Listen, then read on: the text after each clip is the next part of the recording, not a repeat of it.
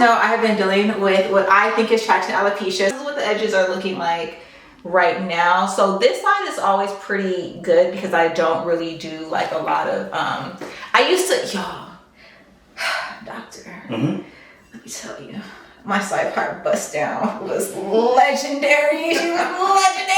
So I used to do a side part bust down on this side, so you guys can see how this side of my edges, the edges are, in my opinion, really stressed and they're thinner than what this side looks like. So I am with the GOAT of all fucking GOATs when it comes to hair transplants, hair growth, hair restoration, the whole entire night. Doctor, come on, come. They can't even see you. What's going on, doctor? I'm Dr. D, aka Dr. Drummond, aka the King of Edges. So I have basically been like hair fishing. This man does not know what's up underneath here. Oh, chat. Are you ready? I'm ready. And why are you looking at my scalp like that? You look at I love scalp, so let me see the scalp. Okay, guys. So what I really think took my edges out was the fact that I was wearing lace frontal wigs and closures. I started noticing that when I start taking the lace off, the hair would be in the lace with the glue, and then I would have like these little weird red bumps. So now like my edges are a lot better than where they were before, but this is what the edges look like, just really broken off, a bit sparse. So what you were seeing in the situations with the lace fronts, when you would say, I think I see a little bit of hairs in the glue, you did. Oh, and that's when you were actually pulling hairs up from the root, and so sometimes those hairs may be gone. Oh, those hairs are not coming back. They're not coming back. They're not coming back. Whenever we think about hair restoration, we think about hair restoration in terms of hair growth, hair preservation, etc. A lot of times, hair loss presents in certain patterns. Okay. Okay. So I will start off by telling you there are no patterns that I find to be alarming. Okay. No alarming patterns. So we can grow it back. I don't need a hair transplant. You do not need a hair I was here for a hair transplant. You guys know I'm like very go big or go home. I came to this down like, man, I want a hair transplant. Like, you don't want to give me a hair transplant? Well, let me tell you this. Okay, tell me. I would be happy to give you a hair transplant. Okay. But we try to approach hair growth from two different directions. Okay. Surgical and non-surgical. Okay. So there are a lot of non-surgical things that we can do when you still have as much preservation as you do, and you actually still have some preservation in your edges. Clock it. I don't have no missing edges, bitches. Okay, yeah, I'm no chicken head. Ah! What you also have in between there, underneath the scalp, you have hair follicles that are resting. Okay. What we want to do is focus on waking up the resting hair follicles. So how do we do that? Because from the content that I've seen of you and like even just doing research, I feel like you have this like 4-part approach, and I think you said something about you want to make sure you do 2 of the 4 or 4 of the 2 or 3 of the... There you go. You kind of got it in there. Okay. Category 1, your medication. Minoxidil, finasteride, Don't like it. oils, Nutrafol. Love that. All right. Then you have category 2, injection, PRP, PRF. PRF? You are alive! Listen, PRF is real. Do you know what PRF is? I know what PRF is. How do you know what PRF is? Because I do this for a living. Y'all, PRF is like, it's like a gel. Like that's what people use in the aesthetic community as like a filler alternative. So it's like, why would you inject that into the scalp? So for us, we can create PRF from your bloodstream. Okay. Yeah, okay. So this is platelet-rich fibrin. All right. Yes. And so what we're doing is PRP and PRF. We're both taking your blood and then we're collecting it. We spin it down using these tubes. Okay. Depending on the tube that you use, the device that you use, the speed, the angle, you can either fractionate different portions of your blood in one way or another. PRP fractionates it one way. PRF fractionates another way. So we can use both of those, inject those back into the scalp after we've gotten rid of the red blood cells and other areas, and we take all the stuff that we really like, the growth factors, the cytokines, interleukins, all the good stuff. We inject that directly into your scalp, and yes, PRF works very, very well to restore hair. That's crazy. I did hear it actually works a lot better for like hair growth and hair restoration for people of color, because you know, like I'm of color, y'all of color, we all of color. But it's kind of crazy to hear that it's actually legit. It's real. Okay, so you have 1, 2, what's 3, 4? 3 is going to be your microneedling, dermal roller, Derma Stamp. I have a Derma Stamp. There you go. Okay. Do you know what length that you want to use your Derma Stamp at? What's comfortable for me without using like a topical is I think like 0.70. It's like under 1, so I think 0.75 or so. Perfect. As you know, Derma Stamps, you can adjust them. Doesn't need to be 3 millimeters, that's painful. Painful. Doesn't need to be 2 millimeters, also painful. Yes. Doesn't even need to be 1 millimeter. 0.75 millimeters is perfect. Apply pressure directly perpendicular to the scalp. And then the other one is dermal roller. And so the idea behind that, because I think some people I have read that they're like, oh, it doesn't work. Like that's just more so for, you know, like your face and your beauty and whatnot. So what's the science behind using a derma roller or a derma stamp on your scalp? Well, so that's right. So take away the face, because with the face, you're actually using smaller needles, 0.25. And you're right. That's not going to do anything for your hair. No. But at 0.75, what you're actually doing is you're inducing a little bit of damage at the area underneath the scalp, right where the hair follicles lie. So you induce a little bit of damage there, microscopic damage. The body can sense that. It sends growth factors from the bloodstream into that area. It heals that area, but it also sends growth factors to their hair follicles. Okay, so it helps out its neighbor. It 100% helps out its neighbor. Okay. Your hair follicles are benefiting just from doing damage. So you damage, heal. Damage, heal. That's what you do. Yeah. Damage, heal. That's what we do. Okay, so that's 3. And then what's 4? 4 is low-level laser therapy, also called red laser therapy. I love me a good little red light. There you go. In areas where there are hair follicles underneath,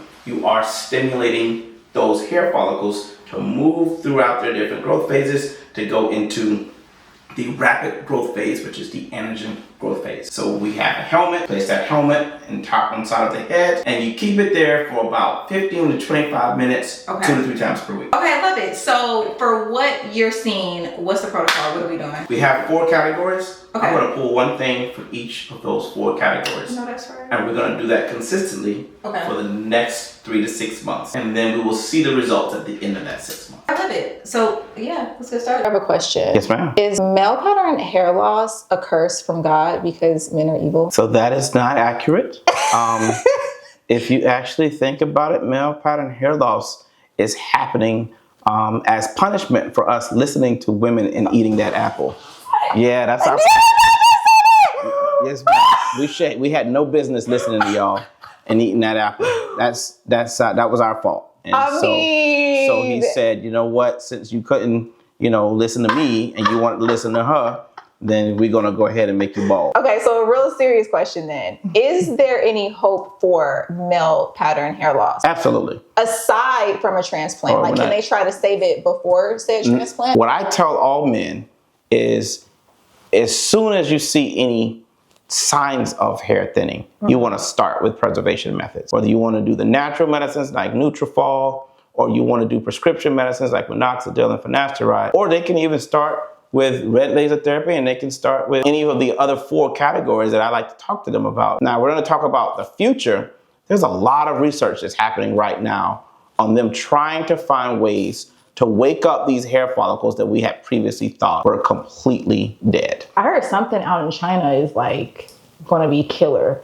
It depends. So this is what I'll say about what happened in China. Okay. 1, they saw this in mice. They have not done this at all, this experiment that they showed in humans. And what they did was they used a particular compound. They injected into an area of mice. These mice had no hair. They injected into there. They saw it grow.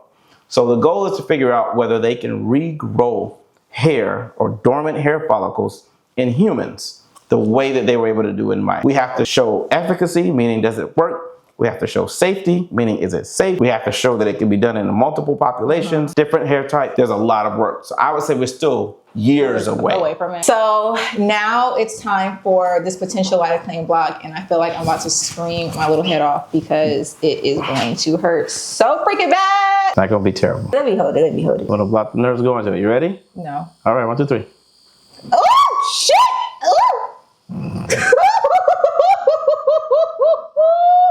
All right. Yes. Woo! We got more to go.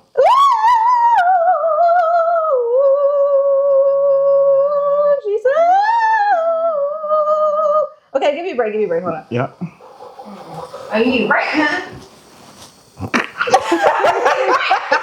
I don't know. Leave you alone, Nene. I can't concentrate. I needed that for that. Oh, okay. Oh. Okay, you moving further up. I'm still in terms of where your edges are. Shit. So what we can do is this. Shit. And if I just wait a few seconds.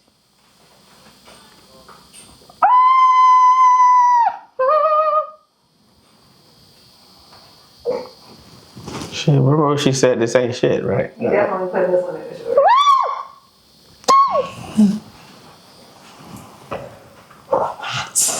Like I'm having a hot flash. You got this. You got this. Where more do you have to go on this side? I feel like you've done the side. I know. I haven't done the side. I can see exactly where I'm at. You're doing good. You're doing good. Okay, guys. So basically, shit. Okay, how do you go back there? Okay, let me just put this little thing on pause. All right, guys. So basically, what this feels like is it feels like a little pinch because the needle is so tiny. But what really gets you is him actually pushing, what is this shit? The lidocaine in, that you can kind of like feel. It kind of feels like a little burning sort of situation. So it's not pleasant, but this is like the best way to really make sure the area is numb, especially if you are, or in my opinion, especially if you are actually injecting exosomes or PRP or PRF using a needle and not using like the Derma Stamp method or anything like that. So this is why I wanted to get this done, the double numbing sort of situation, but you don't have to do this. He would probably recommend just topical numbing, which in hindsight, maybe I should have, listened to. But no, I mean, honestly, I should not have, because if we did topical numbing and I still feel a little pinchy pinch,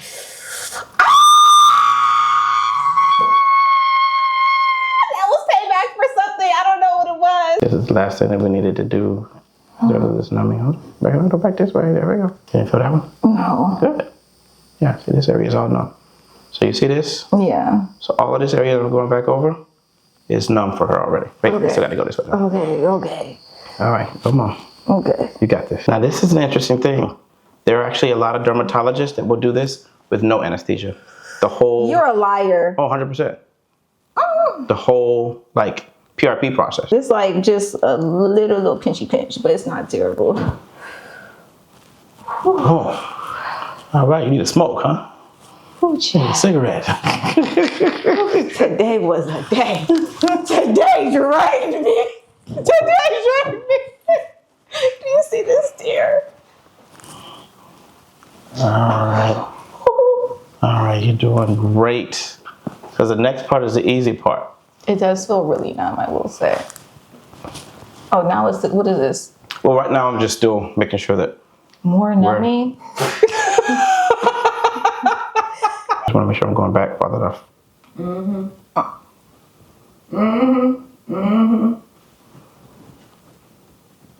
My scalp is so numb. Like, I honestly just want to do all types of stuff right now. Like, my scalp is so numb, guys. Like, it's so numb. You could do anything to your scalp right now. This is actually what I use for my hair transplants. Basically, think about it as a gate that's preventing the nerve from reaching the center of the scalp. So everything behind it goes numb. Now you're going to feel when I actually inject the exosomes, and you're going to be like, I don't feel anything. This is the exosome, guys. This is what we are injecting right now. I'm using a slightly bigger needle, but it shouldn't matter. You ready? Oh yeah, guys, I don't feel anything. You're bracing for it, but you're not going to feel anything if you need to. You felt that one? Might have been a little bit in front. Yeah, we're going to do the smaller needle. Just want to make sure I stay behind where we numbed. See that? So you can't feel I can't feel anything.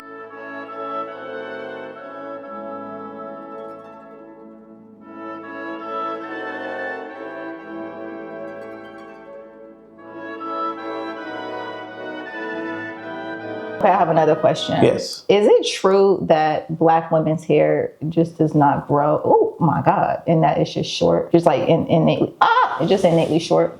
It's true that Black women hair follicles genetically are on a different timeline than other individuals in their types of hair. So yes, every hair follicle is programmed genetically. How thick it's gonna grow, how long it's gonna grow, and then it just stops.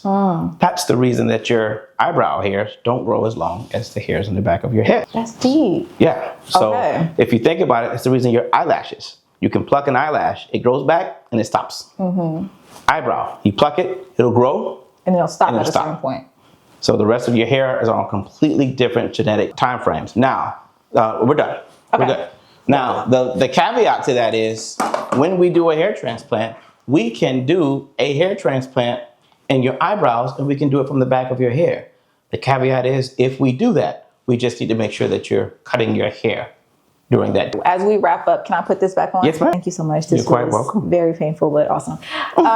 So for women like myself who deal with traction alopecia, what are some things that, you know, we can do at home to mitigate the loss and to, you know, kind of pad our landing? Rule number one, absolutely no lace fronts. Ooh, Get rid of lace fronts.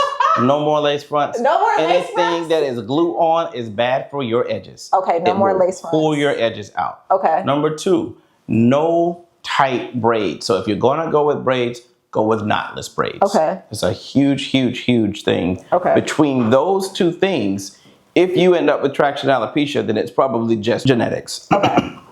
So if you don't have tight braids, if you're not doing it using lace fronts, you should not have any problems with edges. And honestly, that's the reason that women outside of the Black community don't have issues with their edges. So basically change up the hairstyles. Change up the hairstyles. So we change up the hairstyles, and then just going back to your chart, do 2 out of the 4 things on the chart. 2 out of 4 things on the chart. If you do that, you will have preservation for edges. More importantly, if you start doing that as a kid, you'll never lose your edges. And then for hair growth or for hair restoration, wait for about 3 to 6 months, and then you can start seeing the progress then. Absolutely. Anything that we do in hair restoration, do it for 3 to 6 months consistently.